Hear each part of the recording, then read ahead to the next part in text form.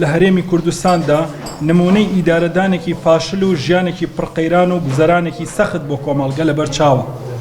ژێرخانێکی وێران و هەرێمێکی بێدامەزراوە و بێپلانی استراتیجی بە جۆرێک دۆخی هاوڵاتیانی هەرێم سەرڕای فرۆشتنی نەوت و پارەوەرگرتن لە بەغداد و داهاتی ناوخۆ و خاڵسنووریەکان داهاتە نافەرمی و قاچاقچێتیەکانی نەوت و سەرسنوورەکان و دایان داهاتی نافەرمی دیکە دۆخی ژیان و گوزەرانی دانیشتوانی هەرێم لە خراپترین دۆخدایە.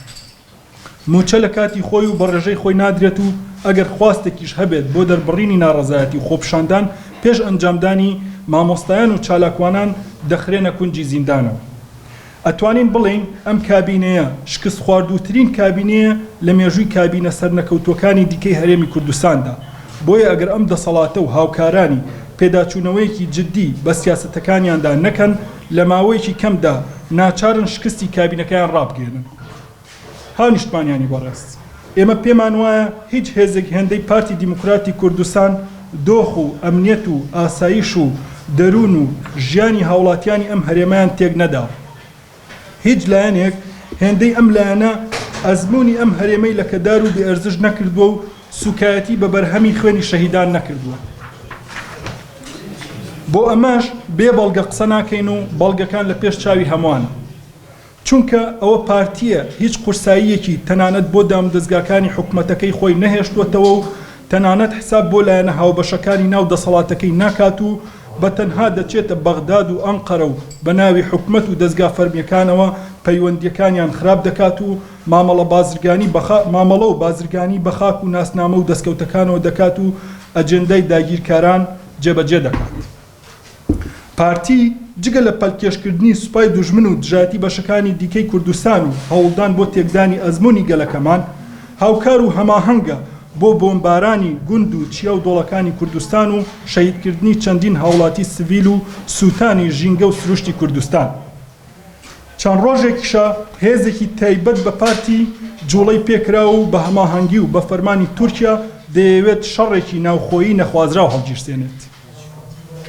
ئێمە وەک تەفگەری ئازادی ئەو شەڕ و ئاژاوە جێڕیە وەک داپۆشینی شکستی حکومەت و جێبەجێکردنی ئەجەندای دەوڵەتی دەرەکی دەبینین. هەر بۆیە پێش هەر کەسێک داوا لە خەڵکی وڵات پارێز دەکەین بە هەموو جۆرێک ڕێگر بن لە هەر شەڕێکی نەخوازراو. ئێمە لە تەفگەری ئازادی کۆمەڵگەی کوردستان خۆمان وەک هێزێکی ئۆپۆسیۆن لە هەرێمی کوردستان و عێراق بۆ پاراستنی ئەمنیەت و ئاسایشی ئەم هەرێمە بە ئەرکدار دەبینین و تەواوی لایەنەکانی دیکەش بە پەرپرسیار دەبینین. بۆ ئەوەش بانگاوازی دەکەین یەکەم بۆ پارتی دیموکراتی کوردستان.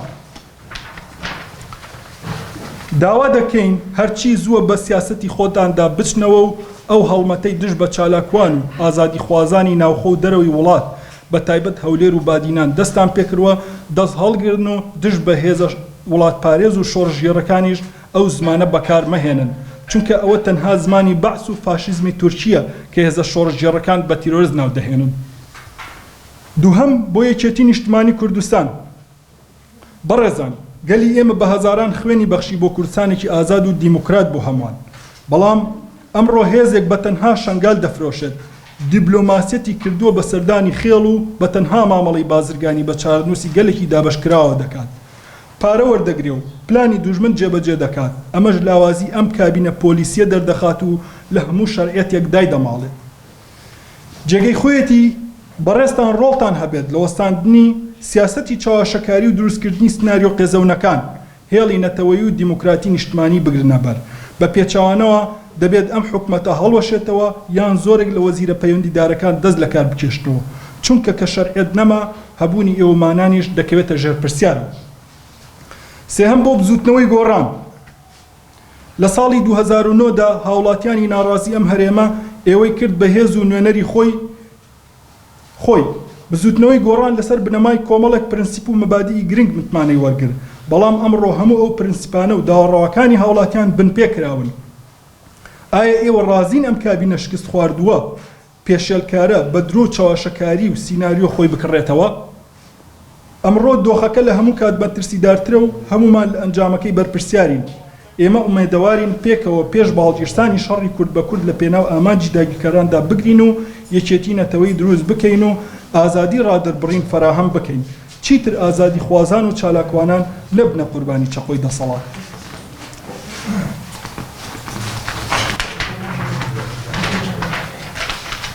چوارەم بۆ هێزە ئیسلامیەکان.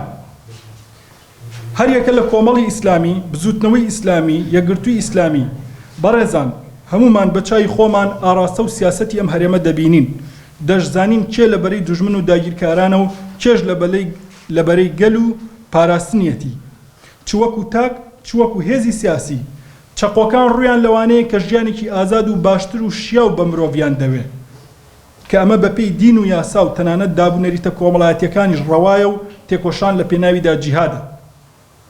گرنگە ئێوەش بەشێک بن لەلایەنی چاکە و یەخستنی دەنگی کورد نەک پارچەبوون و شەڕی کورد بە کورد کە لە بێدەنگیشدا هەمان واتای ڕۆیەتیدانە بەو دۆخە. بۆ تەواوی هێز و لایەنە سیاسیەکانی دەرەوەی دەسەڵات و کۆنگرەی نەتەوەی کوردکەنەکە. ئەم دۆخە لەبەرچاو و داگیرکارانی کوردستان وێڕای هاودەستی لەگەڵ داعش و شەڕی ئاسمانی و زەمینی و پلانی دژ بە شیلاتزێ و خواکورک و شەنگال و هەفتانین سەرکەوتوو نەبوون. بۆیە ئەمڕۆ هەوڵی داگیرکاری دیکە دەدەن، ئەویش لە ڕێگەی بەیەکدادانی هێزە کوردیەکان و کبکردنی دەنگە ئازاد و بە هەڵوێستەکان. بۆ شکستهێنان بم پلانە نەگریسە و پاراستنی دەستکەوتەکانی گەلەکەمان یەکدەنگی و هاتنە لای یەکتر تاکە چارەسەرە. ئومێدەوارین لە هەموو لایەنە سیاسیەکان و ڕێکخراوە مەدەنیەکان و گەلەکەمان پێکەوە هەوڵی خۆمان بدەین بۆ کۆکردنەوەی ناوماڵی کورد و دوورخستنەوەی ئەو ئاگری تورکیا خستوێتە ناو گۆڕەپانی باشووری کوردستانەوە. تەبگەری ئازادی کۆمەڵگەی کوردستان دەستەی هاوسەرۆکایەتی 28 دەی 2020. بێگومان ئێمە ئاگاداری کوشتن یاخود تیرۆرکردن یاخود شەیدکردنی هیچ سەرکردەیەکی پەکەنین تا ئێستا ئەومان نەبیستووە. بێگومان کوشتن و شەیدکردنی هەرێکێک لەو سەرکردانە بۆ خۆی کارێکی قێزەونە، کارێکی تیرۆرسیە لەلایەن دەوڵەتی تورکیا ئەگەر بکرێتە سەر هەر هێزێکی شۆڕژێر لەناو باشووری کوردستاندا. طبعاً دەربارەی ئەو لێدوانانەی ئەوان پارتی دیموکراتی کوردستان وەک ئەسپی تەروادە دوژمن پەلکێشی ناوخۆی هەرێمی کوردستانەکە. ئێوە بە خۆتان تاقیبتان کردو و ڕۆژنامەوانن، زۆرێک لە دەستگا ڕاگەیاندنەکان ئاگادارن. بە درێژایی سەر سنووری نێوان باکووری کوردستان و باشووری کوردستان بەڕەسمی لە ڕابردوودا و چەند ساڵێکە لە دوای نەوەتوویەکەوە بەردەوام پارتی ڕۆڵی هەبوو لە هێنانی ئەو هێزدا. و ئێستا ئێمە توانین وەکو تەفگەری ئازادی ئەوان وەکو ئەسپی تەروادە بەناو بکەین کە پەلکێشی هێزی دوژمنەکەن بۆ ناوخۆی باشووری کوردستان لە ڕابردووشدا لە تێکدانی ئەمنیەت و بارودۆخی هەرێمی کوردستاندا دەوڵەتی تورکیا یەکێک بۆ لەو دەوڵەتانی کە هەماهەنگی هەبوو لەگەڵ پارتی دیموکراتی کوردستانە، پارتی دیموکراتی کوردستانیش لەسەر ناوی حکوومەت ئەمە کردووە. بێگومان ئەوەی کە بۆ ئێمە جێگەی داخە ئەوەیە کە کاتێک کە ئەڵێ حکوومەت هەموو ئەو هێزانی کە لەناو ئەو حکوومەتدان بەشدارن لەو کارەدا، بۆیە یا ئەبێ لایەنە سیاسیەکان لێدوان دژ بۆ بدەن کە ئەمە لەسەر ناوی حکوومەت نابێ بکرێ و ئەو پەلکێشکردنانی دەوڵەتی دەرەکی بۆ ناوخۆی هەرێمی کوردستان نابێ بکرێ. ئێمەش لە ڕابردوودا گلەی و ڕەخنەکانی خۆمان گەیاندۆتە پەرلەمانی عێراق، گەیاندۆتە نوێنەرانی عێراق و بەرپرسانی عێراق کە ئەمە پێشێلکاریەکە بەرامبەر بە سەروەری خاکی هەرێمی کوردستان و عێراق بکرێت. طبعاً لەو چوارچێوەی ئەو ڕەشبگیری کە پارتی دیموکراتی کوردستان چەند مانگێک پێش ئێستا لە ناوەڕاستی مانگی ئابدا دەستی پێکرد بوو بۆ گرتن و ڕاودونانی کەسە ئازادی خوازەکان ئینسانە ئۆپۆزیسیۆنەکان، لەو چوارچێوەیەشدا گروپێکی هەشکەسی لە هەواڵی ئێمە کە سەرجەمیان ئەندامی ئەنجومەنی هەولێری تەفگەری ئازادی بوون دەستگیر کران. لە ئێستادا ئەندامێکمان بە ناوی تەحسین لە زیندان داماوە.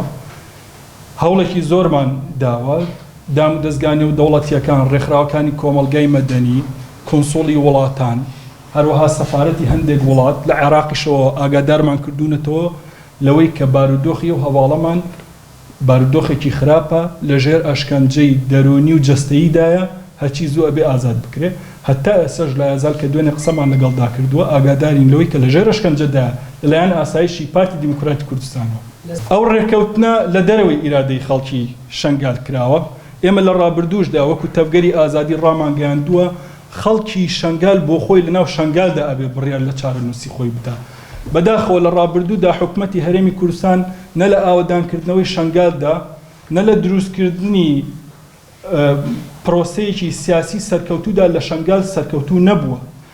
لەبەر چی سەرکەوتوو نەبووە؟ لەبەرەوەی کە لە دەرەوەی شەنگال بڕیار لە چارەنووسیان دراوە. ئێستاش ئەم بڕیارە بڕیارێکی خراپەکە دراوە. حکوومەتی عێراق لە چوارچێوەی ڕێکەوتنێکە ئەوەندەی ئێمە لە کۆڵینەوەمان کردووە ڕێکەوتنێکە لە بینی سونەکان و پارتی دیموکراتی کوردستاندا بۆ تەسلیمکردنی شنگال بە هێزە عێراقیەکان لە بەرامبەردا لە چوارچێوەی هەڵبژاردنەکاندا پارتی دیموکراتی کوردستان ئیتفاقی لەگەڵیاندا کردووە بۆیە ئێمە پێش چەند ڕۆژێکیش پێش هەفتەیەک لێدوانمان دشت بۆدا زۆر بەتوندی ئیدانی ئەو بڕیارە ئەکەین وە قەناعەتیشمان وایە ئەو بڕیارە ناتوانێت لە پراکتیکدا جێبەجێ بکرێت